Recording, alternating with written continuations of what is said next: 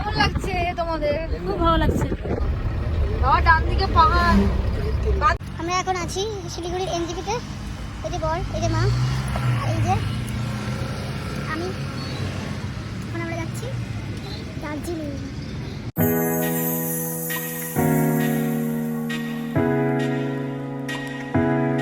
দেখতে পেয়েছি ওই তো দূরে।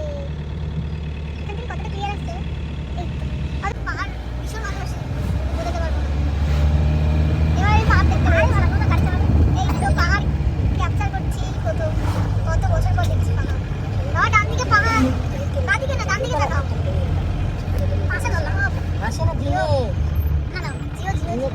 পাহাড় দেখলে পুরো পাগল হয়ে যায়। 6 মাস অপেক্ষা করার পর, 6 মাস না, জন্মের পর থেকে অপেক্ষা করার পর দার্জিলিং। আমি ছোটবেলায় নেপাল গেলাম সব। কেমন লাগছে তোমাদের? খুব ভালো লাগছে। ওদিকে পাহাড় জানি না তোমাদের কতটা ক্যাপচার করতে পারছি। 4-5 পয়েন্ট আছে।